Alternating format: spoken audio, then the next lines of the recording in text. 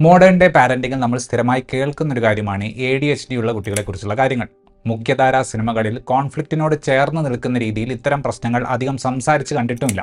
1001 നുണകൾ എന്ന സിനിമയ്ക്ക് ശേഷം താമർ സംവിധാനം ചെയ്യുന്ന പുതിയ ചിത്രമായിട്ടുള്ള സർക്കിട്ട് ഈ ഒരു ആശയത്തെ ഒരു സർവൈവൽ സ്ട്രഗിളുമായിട്ട് ബ്ലെൻഡ് ചെയ്യുന്ന തരത്തിലുള്ള ഒരു സിനിമയാണ്. വളരെ റിലേറ്റബിൾ ആകുന്ന പല ഘടകങ്ങളും ഈ സിനിമയുടെ പ്രിമൈസിനുണ്ടെങ്കിലും രണ്ടാം പകുതിയുടെ എഴുത്ത് കുറച്ചുകൂടെ ഇൻറ്റൻസ് ആയിരുന്നെങ്കിൽ ഒരുപക്ഷെ വളരെയധികം ഇമോഷണലി ഓവർവെൽമിംഗ് ആകാനുള്ള സ്കോപ്പുള്ള ഒരു സിനിമയായിരുന്നു സർക്കിട്ട്. സങ്കടവും സന്തോഷവും വരുമ്പോൾ തിളങ്ങുന്ന ആസിഫ് അലിയുടെ കണ്ണുകൾ പ്രധാനപ്പെട്ട ഇമോഷണൽ ഹെവി ലിഫ്റ്റിംഗ് നടത്തുന്ന ഈ സിനിമ കണ്ടിരിക്കാവുന്ന, മുഷിപ്പിക്കാത്ത, ഒരല്പം കൂടെ റിഫൈൻമെന്റിന് സാധ്യതയുള്ള ഒരു വൺ നൈറ്റ് സ്റ്റോറിയാണ്. ഗൾഫിൽ താമസമാക്കിയിട്ടുള്ളവരാണ് ബാലുവും സ്റ്റെഫിയും. അവരുടെ മകൻ ജപ്പു എന്ന ജെഫ്രോൺ ADHD ഉള്ള ഒരു കുട്ടിയാണ്. സ്റ്റെഫി നേഴ്സാണ്, ബാലു ഒരു ബാങ്കിലാണ് ജോലി ചെയ്യുന്നത്. ജോലി സ്ഥലത്തെ സമ്മർദ്ദവും മകന്റെ ഈ ഒരു അവസ്ഥയും ആ കുടുംബത്തിന്റെ മൊത്തം മാനസികാവസ്ഥയെ തന്നെ ബാധിച്ചിട്ടുണ്ട്. നമ്മുടെ നായകനായ അമീർ ഗൾഫിൽ ജോലി തേടി വന്നിട്ടുള്ള ഒരു യുവാവാണ്. ഇന്റർവ്യൂകളൊക്കെ അറ്റൻഡ് ചെയ്തു പോകുന്ന അമീർ എന്ത് ചെയ്യണമെന്ന് അറിയാതെ നിൽക്കുന്ന ഒരു സാഹചര്യത്തിലാണ് ഒരു ഘട്ടത്തിൽ ജപ്പുവിനെ കണ്ടുമുട്ടുന്നത്. ആ കണ്ടുമുട്ടലിലേക്ക് നയിച്ച കാര്യങ്ങളും അതിനുശേഷം സംഭവിച്ച കാര്യങ്ങളുമാണ് നമ്മൾ ഈ സിനിമയിൽ കാണുന്നത്. തന്റെ ആദ്യ സിനിമയായിട്ടുള്ള 1001 നുണകളിൽ വളരെ സെൻസിബിളായി, വളരെ റോ ആയിട്ട് ഹ്യൂമൻ ബിഹേവിയർ അവതരിപ്പിച്ചിട്ടുള്ള ഒരാളാണ് താമർ. ആ ഒരു റിയൽ ട്രീറ്റ്മെന്റ് സർക്കിട്ട് എന്ന സിനിമയിലേക്ക് വരുമ്പോഴും നമുക്ക് കാണാൻ സാധിക്കും. ആ കുട്ടി ചെയ്യുന്ന കാര്യങ്ങളും അത് അവന്റെ പാരന്റ്സിനെ ഏത് രീതിയിൽ ബാധിക്കുന്നു എന്നതും അത് ആ കുടുംബത്തിന്റെ താളം എങ്ങനെ തെറ്റിക്കുന്നു എന്നതും ഒക്കെ വളരെ റിയലിസ്റ്റിക് ആയിട്ട് തന്നെയാണ് താമർ ഇവിടെ അവതരിപ്പിച്ചിട്ടുള്ളത്. ആമിർ നേരിടുന്ന പ്രശ്നങ്ങൾ നോക്കിയാലും അധികം മെലോഡ്രാമയിലേക്കൊന്നും പോകാതെ തന്നെയാണ് അവിടെയും കാര്യങ്ങൾ അവതരിപ്പിക്കപ്പെടുന്നത്. സിനിമയുടെ രണ്ടാം പകുതിയിലാണ് ടൈറ്റിലിൽ പറയുന്ന സർക്കിട്ട് നടക്കുന്നത്. വ്യക്തിപരമായി ആ ഒരു ഏരിയയിലാണ് സിനിമ ഒരു അല്പം അൺഈവൻ ആയിട്ട് എനിക്ക് തോന്നിയത്. വളരെ റെസ്റ്റ്ലെസ് ആയിട്ടുള്ള ഈ കുട്ടിയുടെ ജീവിതത്തിൽ ആമിറിന് ഒരു ഇമ്പാക്റ്റ് ഉണ്ടാക്കാൻ വളരെ ചുരുങ്ങിയ സമയം മാത്രമേ കഥ കൊടുക്കുന്നുള്ളൂ. ആ ഒരു ഇമ്പാക്റ്റ് ഉണ്ടാക്കാൻ താമർ ഉപയോഗിക്കുന്ന തിരക്കഥയിലെ ടൂളുകൾ ഒരല്പം കൂടി മെച്ചപ്പെടണമായിരുന്നു എന്ന് തോന്നി.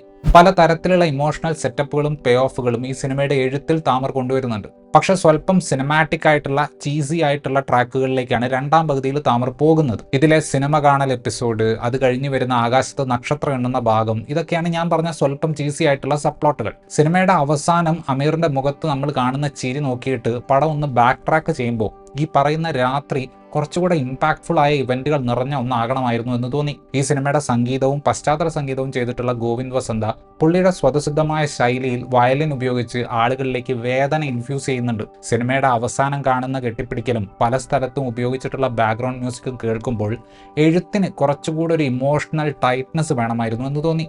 ചെറുതായിട്ട് കണ്ണ് കലങ്ങുന്ന രീതിയിലുള്ള ആസിഫ് അലിയുടെ ആക്ടിംഗ് ട്രാൻസ്ഫോർമേഷൻ പുള്ളിയുടെ ഒരു സിഗ്നേച്ചർ സാധനമാണ്.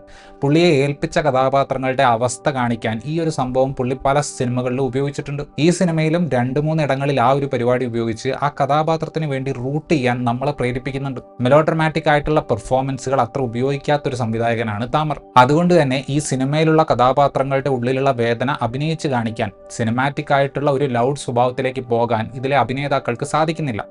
സ്റ്റെഫി എന്ന കഥാപാത്രത്തെ നല്ലൊരു ശതമാനം സമയവും വളരെ ബിലീവബിൾ ആയിട്ട് അവതരിപ്പിച്ച ദിവ്യപ്രഭ സിനിമയുടെ അവസാന ഭാഗത്തേക്ക് വരുമ്പോൾ പൊട്ടിത്തെറിക്കുന്ന ഒരു അവസ്ഥയിലേക്ക് പോകുന്നുണ്ട്. അവിടെ ഡയലോഗ് ഡെലിവറി ചെറുതായിട്ട് പാളുന്നുണ്ട്. പെട്ടെന്ന് ചൂടാകുന്ന ബാലു എന്ന ഭർത്താവ് കഥാപാത്രത്തെ ദീപക് പറമ്പോൽ തരക്കേടില്ലാതെ അവതരിപ്പിച്ചു. ജപ്പു എന്ന ADHD ഉള്ള കുട്ടിയെ അവതരിപ്പിച്ച ഓർഹാൻ മികച്ച പെർഫോമൻസ് ആണ് കാഴ്ചവെച്ചത്. ഓവർഡു ചെയ്യാനുള്ള എല്ലാ പോസിബിലിറ്റി ഉള്ള ഒരു കഥാപാത്രത്തെ കൃത്യം മീറ്ററിൽ തന്നെ ഓർഹാൻ അവതരിപ്പിച്ചു. കാതടപ്പിക്കുന്ന പശ്ചാത്തല സംഗീതമുള്ള ഡ്രമാറ്റിക്കായ മൊമെന്റുകൾ ഒന്നുമില്ലെങ്കിലും ഒട്ടും ഡള്ളല്ലാത്ത ഒരു കഥ പറച്ചിൽ ഉള്ള സർവൈവൽ ഡ്രാമ സ്വഭാവമുള്ള സിനിമയാണ് സർക്കിട്ട്. ADHDയും ഗൾഫിലുള്ള മലയാളികളുടെ പലതരത്തിലുള്ള സ്ട്രഗിളുകളും ഉള്ള സിനിമയുടെ പശ്ചാത്തലം ഉപയോഗിച്ച് പ്രേക്ഷകനെ ആ ലോകത്തേക്ക് പെട്ടെന്ന് കൊണ്ടുവരാൻ താമറിന് സാധിക്കുന്നുണ്ട്. പക്ഷെ ഞാൻ നേരത്തെ പറഞ്ഞതുപോലെ ഒരു പരിചയമില്ലാത്ത 2 കഥാപാത്രങ്ങളെ കുറഞ്ഞ സമയത്തിനുള്ളിൽ ഒരു ഊഷ്മളമായ ബന്ധത്തിലേക്ക് എത്തിക്കുക എന്ന ഗംഭീര ചാലഞ്ച് ഇതിൻ്റെ തിരക്കഥയ്ക്കുണ്ട്. ആ ഒരു ഭാഗം അല്പം കൂടെ നന്നാക്കാമായിരുന്നു എന്നൊരു തോന്നൽ ഒരുപക്ഷെ തിയേറ്റർ വിട്ടിറങ്ങുമ്പോൾ നിങ്ങൾക്കുണ്ടായേക്കാം.